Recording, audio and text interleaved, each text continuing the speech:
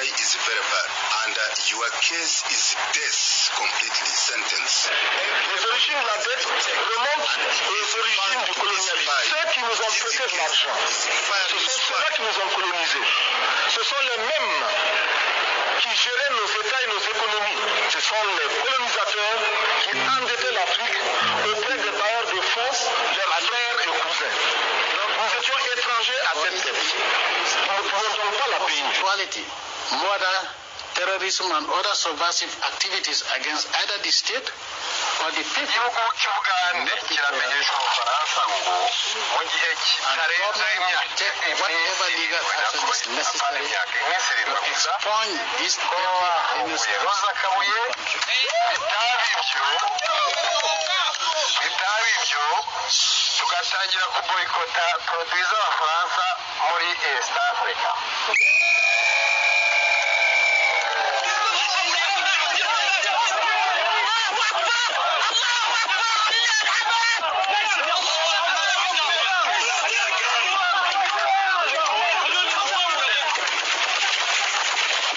Les Américains et le reste du monde, à l'exception des pays francophones et la France.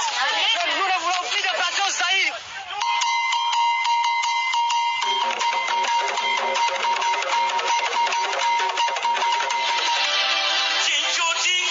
Ibirari by'ubutegetsi. Walk together. Keep on walking. Cheikh Anta Diop. Kwame Nkrumah. Stephen Biko. All you people.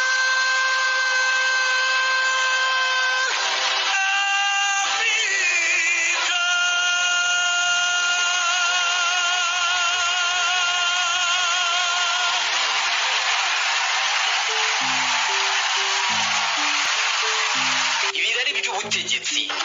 Afurika muri demokarasi. Urugamba rukomeza. Uburiganya mu matora, guta mu buroko no kwikiza abo mutavuga rumwe ngo urambe ku butegetsi, gusahura umutungo wa rubanda, Gukoreshwa ku nyungu z'amahanga. Ubutegetsi mu maboko y'udutsiko n'imiryango. Ubugambanyi no guhirika ubutegetsi ni imvugo zigarukwaho kenshi mu kugaragaza isura y'ubutegetsi muri Afurika. Demokarasi n'ubutegetsi ku neza ya rubanda. Guhangana n'amahanga agizwe na politiki yampatse ibihugu. Guteza imbere ubumwe bwa bene gihugu. Gusaranganya imitungo no guhererekanya ubutegetsi mu mahoro. Ibi bikomeza kuba inzozi nubwo amateka atabura kugaragaza ko hari ingero zaho byashobotse. Kurikira ikiganiro Ibirari by'ubutegetsi kuri Radio Isango Star.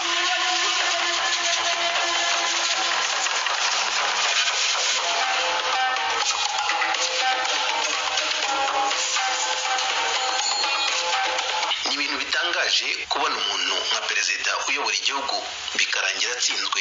Niyo yabaye inkuru nyamukuru muri Afurika muri rusange, ku muntu wahatanye inshuro 6 zose atsindwa amatora ariko bikarangira abonye intsinzi kuri iyi nshuro ya 6. Byarabaye mu gihugu cya Zambia, uwitwa Hakainde Hichilema yabaye perezida nyuma yo guhigika Edgar Lungu. Ese yabigezeho ate? Muri iki kiganiro ibirari by'ubutegetsi cy'uyu munsi tugiye kugaruka ku bigwi n'ubuzima bw'uyu Hakainde Hichilema, ariko kandi turaza kugaruka ku mateka yaranze ubutegetsi bwa Zambia ndetse n'uko abayobozi b'iki gihugu bagiye basimburana ku butegetsi kuva iki gihugu cyabona ubwigenge kigobotoye ingoyi y'ubukoloni bw'Abongereza. Nitwa Theoneste Zigama, mbahaye ikaze mwese muri iki kiganiro ni cya Isango Star.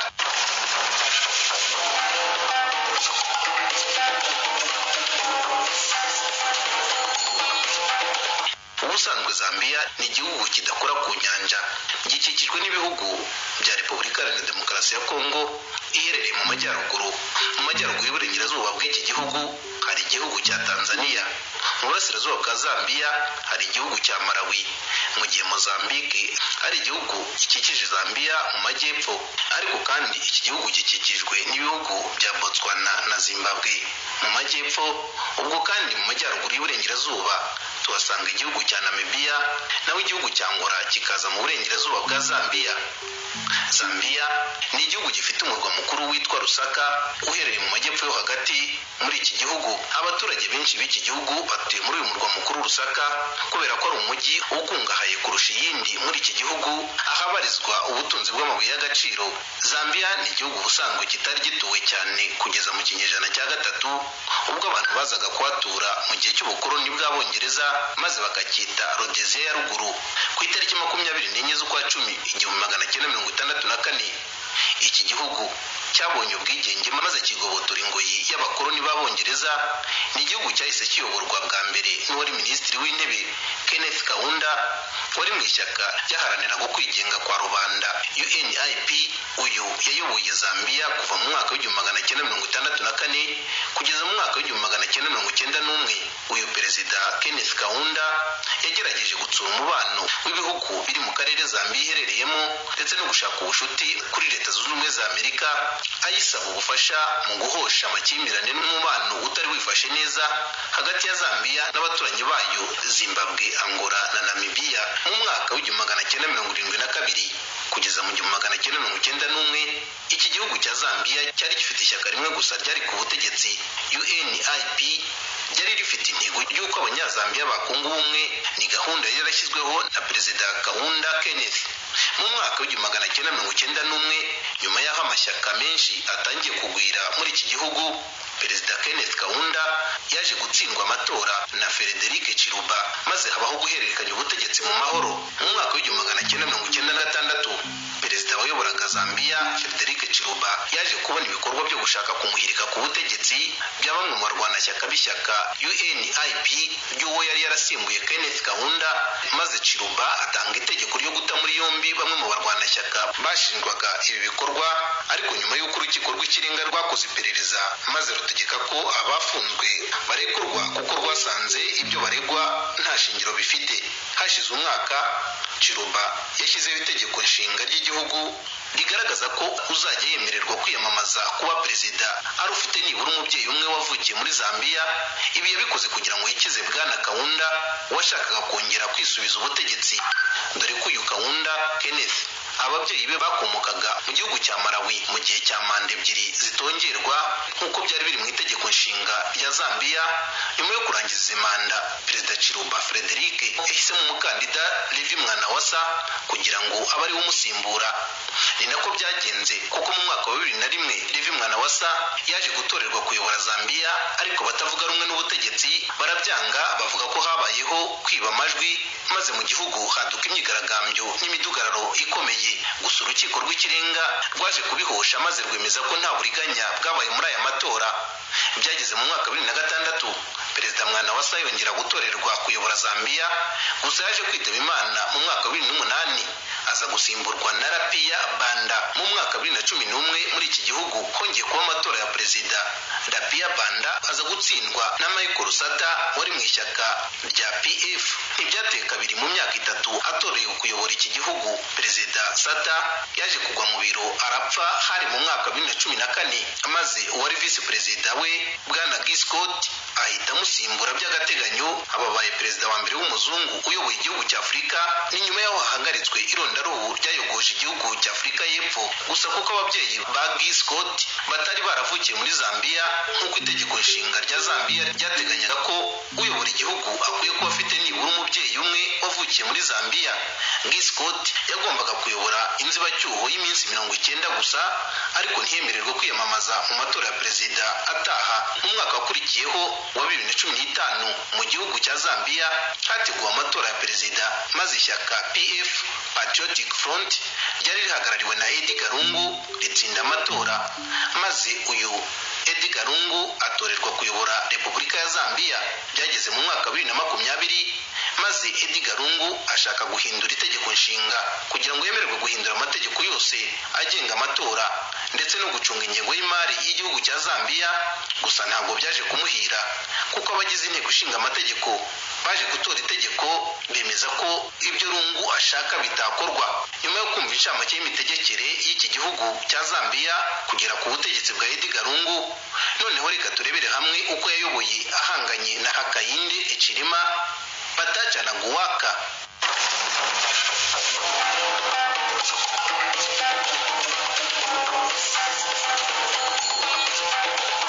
ya mbere Mata 2017. Uyu munyapolitiki utaracanaga uwaka n'ubutegetsi bwa Perezida Lungu Hakainde Hichilema bita HH, polisi ya Zambia yamutaye muri yombi bitegetswe na Perezida Edgar Lungu. Uyu yatawe muri yombi ashinjwa kugambanira igihugu no kugirira nabi umukuru w'igihugu. Ibi byaje nyuma y'uko yanze gutanga inzira mu gihe imodoka za Perezida Edgar Lungu zamusangaga mu muhanda, ubwo yanga kuzihigamira. Hakainde Hichilema ibi byaha byose ashinjwa yarabihakanye, nubwo byashoboraga kumuviramo gukatirwa igihano cyo kwicwa.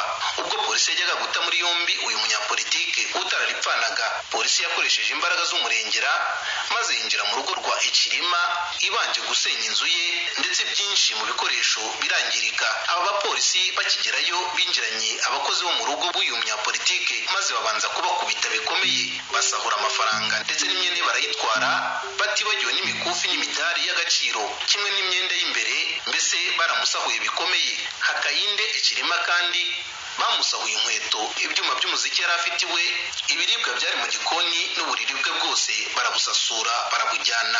Ibikorwa byose polisi yabikoze nyuma yo kunaga ibyuka biryana mu maso mu rugo rwa Hichilema, maze we n'umugore birabazibiranya barahuma. Mu byatangarijwe ibinyamakuru mpuzamahanga bitandukanye, Hakainde Hichilema nyuma yo kugezwa muri gereza, uyu mutegetsi yavuze ko akigera muri gereza ubuzima bwe bwahise bujya mu kaga gakomeye, kuko yafungiwe mu kazu ka wenyine amara iminsi 8 yose yicishwa inzara.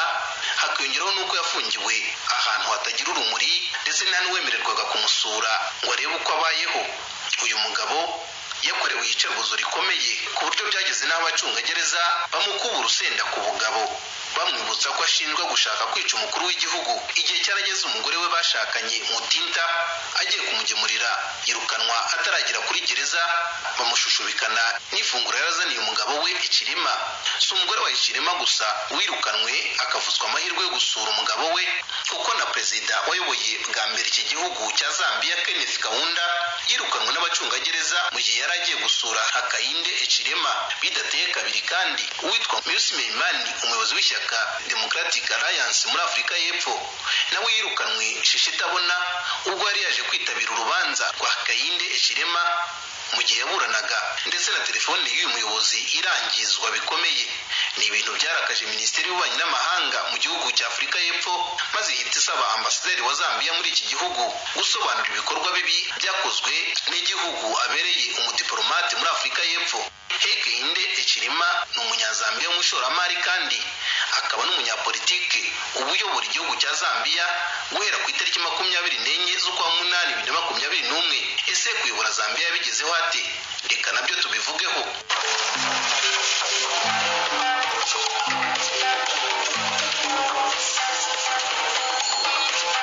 Kuyobora Zambia yabigezeho nyuma yo guhatana kuri uyu mwanya, ariko agatsindwa inshuro zigera kuri 5 zose. Inshuro ya mbere yahatanye ni mu mwaka wa 2006, iya kabiri mu gihugu cya Zambia byari mu mwaka wa 2008.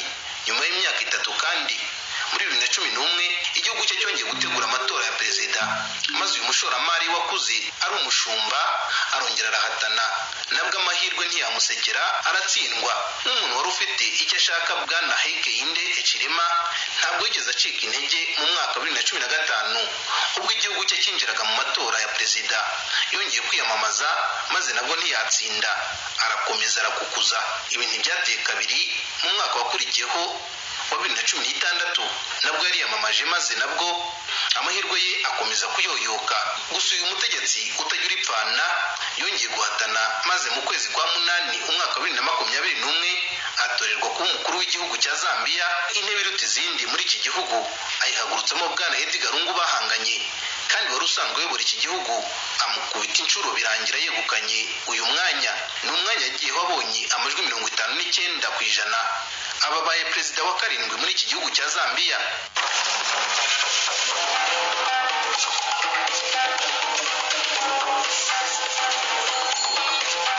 Reka turebere hamwe ubuzima bw'uyu muperezida wa Zambia Hakainde Hichilema, uvutse ku itariki 4 Kanama 1962. Ubu afite imyaka 59. Uyu ni umugabo washoboye kugana ishuri kuko afite impamyabumenyi y'icyiciro cya mbere cya kaminuza mu bijyanye no gucunga imari, kandi afite impamyabumenyi mu gucunga umutungo yakuye muri kaminuza ya Birmingham mu Bwongereza. Hakainde ni umuyobozi akaba n'umurwanashyaka w'ishyaka United Party for Nation Development. Mu mwaka wa 2006 nyuma y'urupfu rwa Anderson Mazoka wari uyiyoboye nibwo Hakainde yahise atorerwa kuyoborera ishyaka ritavugaga rumwe n'ubutegetsi. Hakainde yaje kuba umuyobozi w'ihuriro ry'amashyaka aharanira demokarasi. Iri huriro rikaba ryari rigizwe n'amashyaka 3 ataracanaga uwaka n'ubutegetsi bwariho icyo gihe muri Zambia. Mu mwaka wa 2006 Hichilema yiyamamaza kuba umukuru w'igihugu cya Zambia yarahagarariye iri huriro maze ahatana na Levi Mwanawasa. Hakainde Hichilema yaje gutsindwa na Levi Mwanawasa wakomokaga mu ihuriro ry'amashyaka ryari rihagarariwe na Michael Sata. Amatora yabaye ku itariki 28 Nzeri 2006 maze Hakainde aratsindwa kuko yabonye amajwi 25% gusa. Uyu mutegetsi mukuru muri Zambia ntabwo yacitse intege, ahubwo mu mwaka wa 2008 nk'umukandida w'ishyaka UPND yongeye kwitabira amatora ya perezida nyuma y'urupfu rw'uwari umukuru w'igihugu cya Zambia muri icyo gihe Levi Mwanawasa. Aya matora yabaye ntabwo yahiriye Hakainde Hichilema kuko noneho amajwi yabonye yakomeje kugabanuka abona 19.7%. Mu mwaka wa 2009 ishyaka rya UPND rya Hakainde Hichilema ryaciye umuvuno wo kwihuza n'ishyaka rya Michael Sata maze bishyira hamwe mu gukina politike igamije guhatana mu matora ya 2011 bafatanyije. Gusa aya mashyaka ntabwo yigeze ahuza kugeza ubwo iri huriro ryaje gusenyuka. Bwana Hichilema ntibyamuciye intege, yakomeza gushaka uburyo bwose kugira ngo nawe yicare ku ntebe iruta izindi muri Zambia. Byageze mu mwaka wa 2015 maze uyu mugabo yongera kwiyamamariza kuba umukuru w'igihugu cya Zambia. Gusa uyu mugabo ibyo byaje kuba bibi, noneho yabonye amajwi atanageze kuri 2%, atsindwa bikomeye. Kandi nyamara uyu Hichilema yari mu bakandida 2 bahabwaga amahirwe yo kwegukana umwanya wa perezida muri Zambia igihe yarahanganye n'ishyaka ryari ku butegetsi ryari ryatanze umukandida Edgar Lungu, ari nawe waje kwegukana uyu mwanya. Gusa Hichilema yaje kwanga ibyavuye mu matora maze atangira inzira yo kurwanya ubutegetsi bwa Edgar Lungu. Aba baje no kongera guhatana mu matora ya 2016 nabwo Bwana Hichilema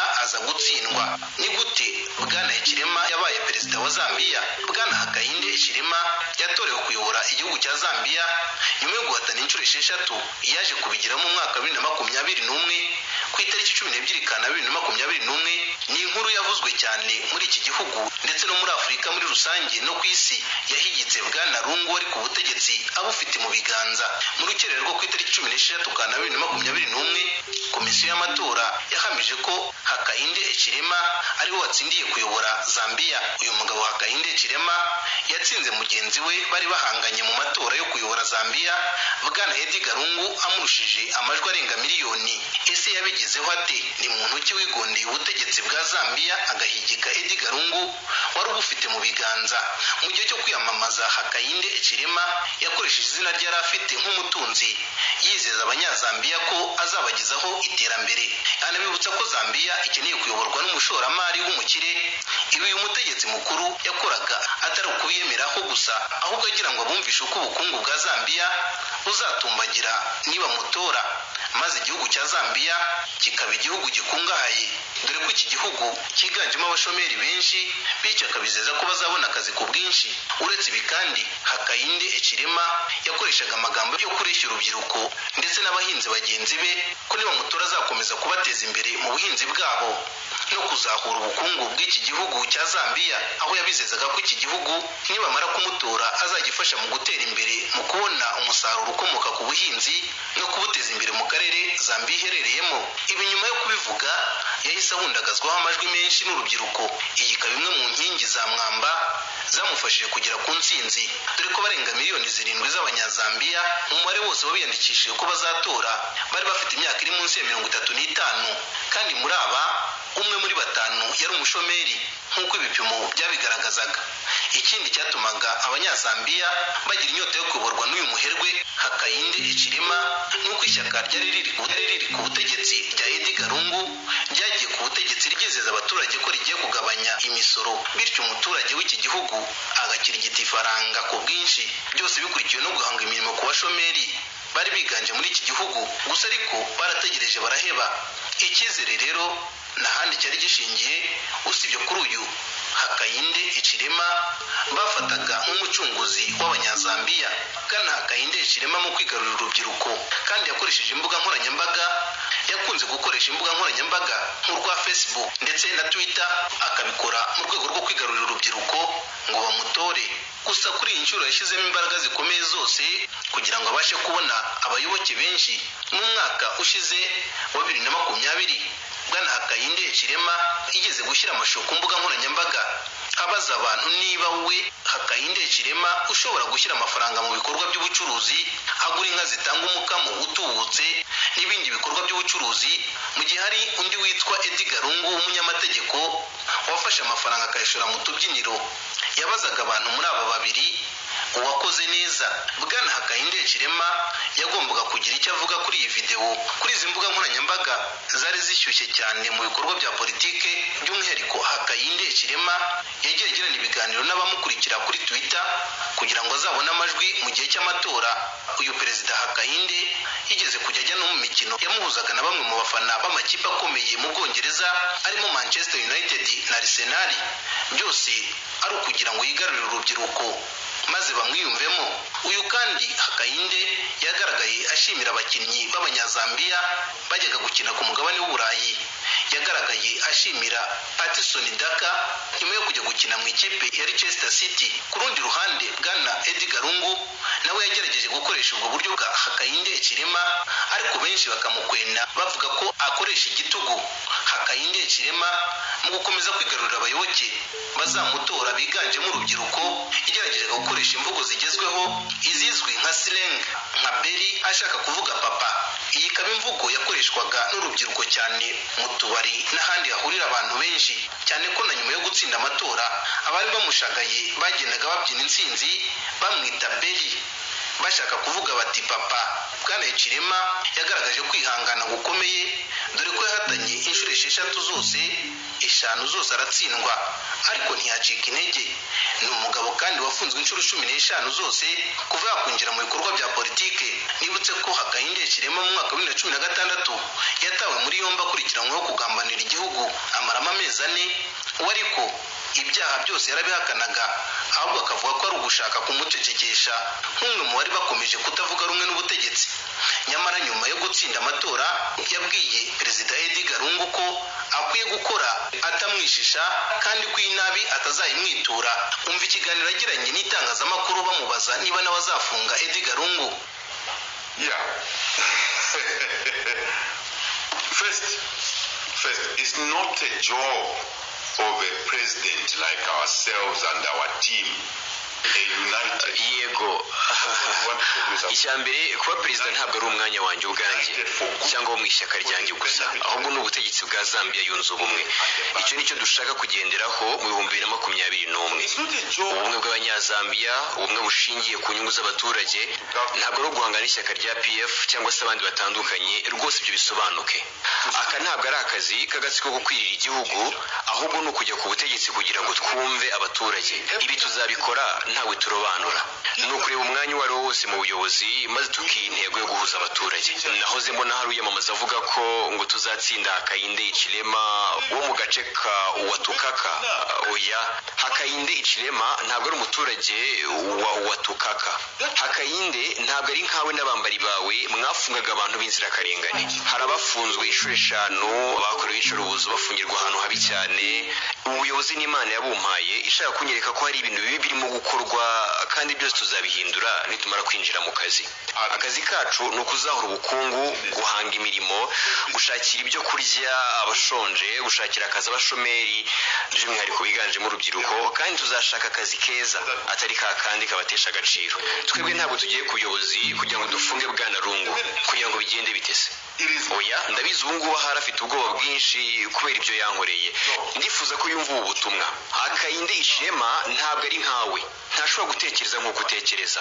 Hakainde Hichilema ntabwo yaharaniye ubutegetsi kugira ngo kwihimureho cyangwa se yihimure kuri Davis Muira cyangwa undi wundi, ahubwo icyo ashaka ni ugushaka ubuzima bwiza bwanyu, mbese imibereho myiza y'abaturage.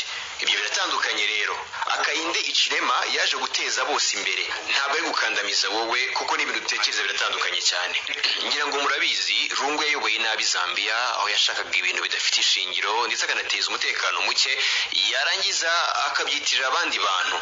Lungu ibyo yakoze abifitiye ubwoba bwinshi, ariko Akayinde Hichilema ibyo rwose ntabwo abyitayeho. Icyo ashyize imbere ni uguhagarika ruswa ahantu hose ndetse no mu nzego za leta. Rega hari umuminisitiri uherutse kumbwira ngo aretse tugafunga Lungu. Ibyo rwose ntabwo ari akazi kanjye, ni akazi ka polisi. Muri make turifuza gushyiraho ubumwe bw'abanyazambiya ndetse tugashyira ku murongo ibintu byose byangiritse ku butegetsi bwa Lungu. That's a difference in the approach, in the concoction of the minds, in the setup of the minds. Bwana Edgar Lungu nyuma yo gutsindwa n'uwamusimbuye, Lungu w'imyaka 64 yanashimiye Bwana Akayinde Hichilema amushimira nk'umuvandimwe. Mu magambo ye bwite kuri televiziyo y'igihugu, Lungu yagize ati: Women and the youth. 6 years ago, bagabo bagore namwe rubyiruko, mu myaka 6 ishize mwarantoye kuko mwangiye icyizere ngo mbayobore mu rugendo rwo kubaka igihugu cya Zambia. Nyuma y'urupfu rwa nyakubahwa Michael Sata cyari ikimenyetso cyo kunyizera mu 2015 aho byabaye nk'ibintunguye. Nanjye narabyemeye kandi nashidikanya.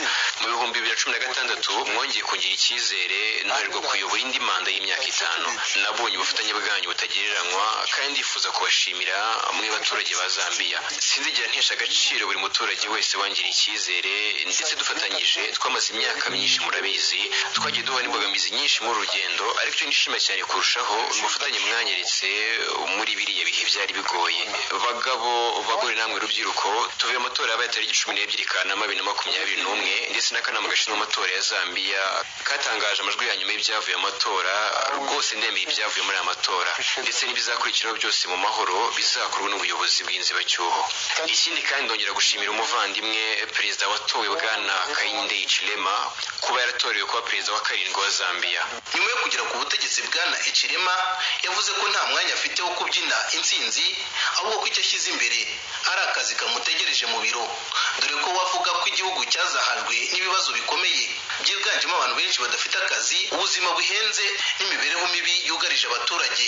Hakiyongeraho n'icyorezo cya COVID-19 cyakenesheje abatari bake muri Zambia. Bwana Akayinde Hichilema, perezida wa Zambia, mu bibazo by'ingutu yasanze harimo umwenda iki gihugu cyagujije ibihugu by'amahanga w'akayabo ka miliyari 12 z'amadolari y'Amerika. Mu mwaka ushize wa 2020 Zambia yabuze imisoro yari yitezweho kwakira. Zambia kandi ni igihugu cyabaye cya mbere gisabye inguzanyo kubera ingaruka z'icyorezo cya COVID-19. Uyu nawo ni umwenda wishyurwa kandi utegereje perezida mushya. Ni ibintu bishobora kumuteranya n'abaturage mu gihe adashoboye guhangana n'ibibazo byugarije iki gihugu.